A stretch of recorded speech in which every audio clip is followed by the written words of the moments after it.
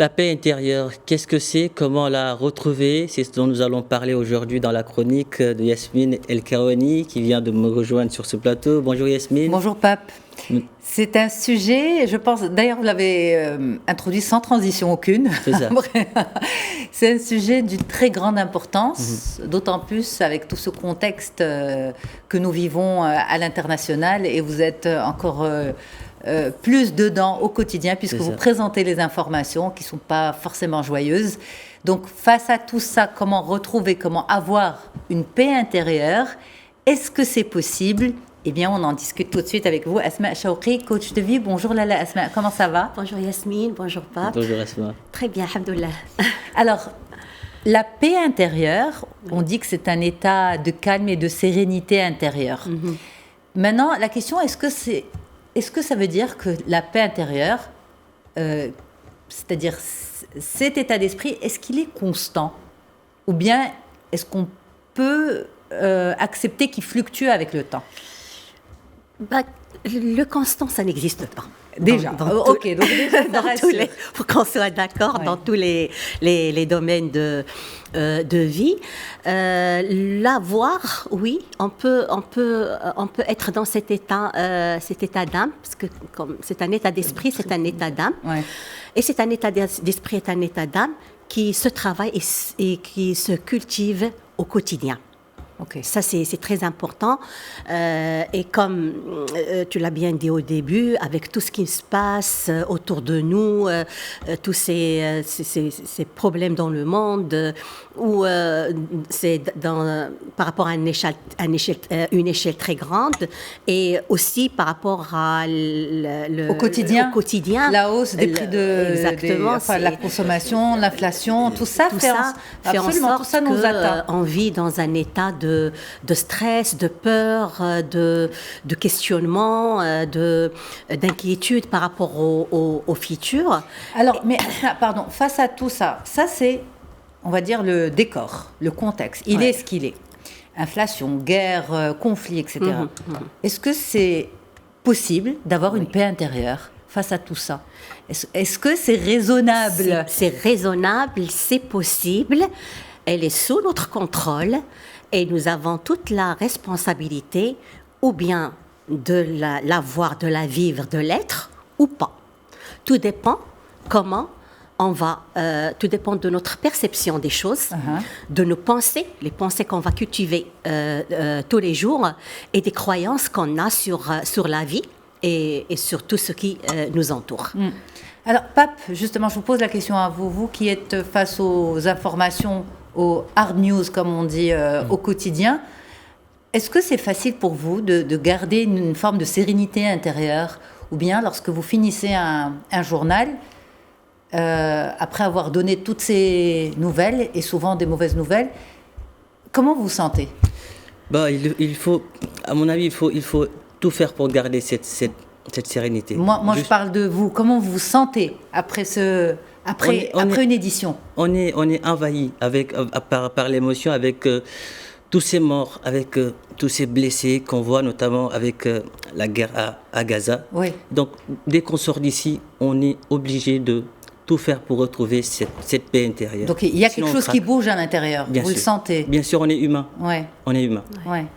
Oui, et là, juste pour rebondir sur ce que Papa dit, avoir une paix intérieure, ça ne veut pas dire que tout ce qui nous entoure au quotidien est parfait. Oui, et tout est bon, tout est bien, tout est paisible. Au contraire, avoir cette paix intérieure, être capable de la garder, de la voir, c'est de se dire, OK, il y a des choses qui se passent, et être conscient qu'il y a beaucoup de choses qui ne sont pas sous notre contrôle. Oui. Et ça, c'est très important.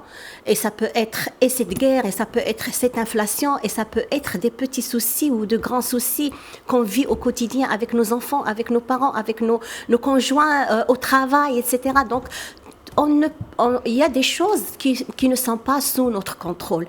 Et dès qu'on prend cette conscience-là et se dire et se poser la question, est-ce qu'aujourd'hui, mon bonheur, il dépend de ce qui arrive autour de moi ou bien il dépend de moi, qu'est-ce que je cultive moi à l'intérieur.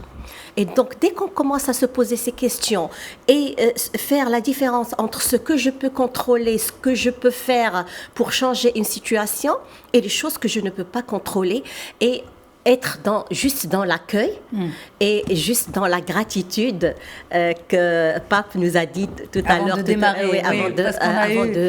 démarrer. Et être dans la gratitude. Voilà, et donc ce hamdoullah, comme on a dit au début, qui sort des tripes et qui est vraiment mettre ses lunettes de gratitude et voir le bon côté des choses. Mais quand vous le dites comme ça, pour beaucoup, ça peut paraître, on peut se dire oui, mais c'est pas aussi simple que ça. Il y a la frustration, il y a des choses qui nous entourent, qui nous frustrent. On voit de la justice à différents niveaux, en fait. Ça peut, comme vous l'avez dit, ça peut même être soit la maison avec les enfants sont rentrés, ils ont subi un harcèlement à l'école, etc. Au travail, on voit une forme de... Voilà. Et on se dit, ça me frustre. Je veux bien voir le verre à moitié plein, mais j'arrive pas à le voir à moitié plein, je le vois à moitié vide. Ça dépend. Quand il y a des choses qui arrivent, que ce soit par rapport à nos enfants, ça dépend de cette perception.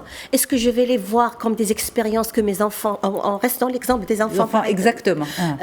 Est-ce que je vais voir que c'est des expériences que mes enfants sont en train de vivre et qui vont leur permettre de grandir et qui vont même me permettre à moi d'apprendre des choses, etc. Et dès que je suis dans cet accueil, dans cette acceptation, je suis plus dans la clarté.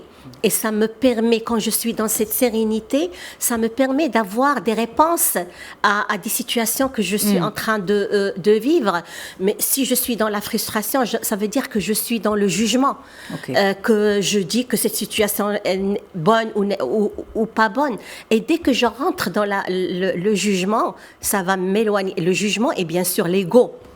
Mes enfants, moi je veux que mes enfants soient toujours heureux, qu'ils ne soient pas frustrés à l'école, harcelés, etc. Et dès que je suis dans ces schémas de pensée, ça m'éloigne de cette sérénité intérieure et de cette paix intérieure. Et donc dès que je me relie à moi-même, que je fais d'abord la paix avec moi-même, qu'est-ce que je suis, qu'est-ce que je veux, quels sont mes besoins, exprimer mes besoins, mes sentiments, etc. Donc ça va me permettre d'avoir plus de clarté et puis avoir plus de réponses aux situations que je vis. C'est à la portée de tout le monde de cultiver cette paix intérieure ? Oui, je dirais oui. Et le grand exemple, moi, que je prends toujours, c'est l'exemple des personnes d'il y a longtemps, nos grands-mères, nos grandes-tantes, etc., les personnes âgées, qui étaient juste, qui ne travaillaient pas, qui étaient à la maison. Nous avons tous eu des grands-mères à la maison et qui étaient toujours sereines et qui étaient toujours dans la gratitude et qui étaient ils avaient toujours cette sagesse, cette maturité, malgré toutes les circonstances de la vie qu'elles ont subies. Mais il y a la gratitude. Donc, paix intérieure et gratitude vont ensemble. Et plus, j'ajouterais le lâcher-prise. Lâcher prise sur tout ce que je ne peux pas contrôler. Et voilà, donc aller avec le flow de la vie, parce que dans la vie, c'est comme une rivière, hein, il y a des hauts, il y a des bas, et on ne peut pas tout contrôler. Alors j'aurais tellement voulu qu'on en parle encore pendant 1 heure, mais étant donné que je ne peux pas tout contrôler, je vais lâcher prise. Exactement. Et on va rendre l'antenne tout de suite. Merci infiniment, Pape, d'avoir été là. Gratitude pour cet espace de discussion et pour votre présence à Smash. Merci Yasmine, merci. Merci à vous Yasmine, merci aussi. Oui, gratitude à vous aussi. Voilà.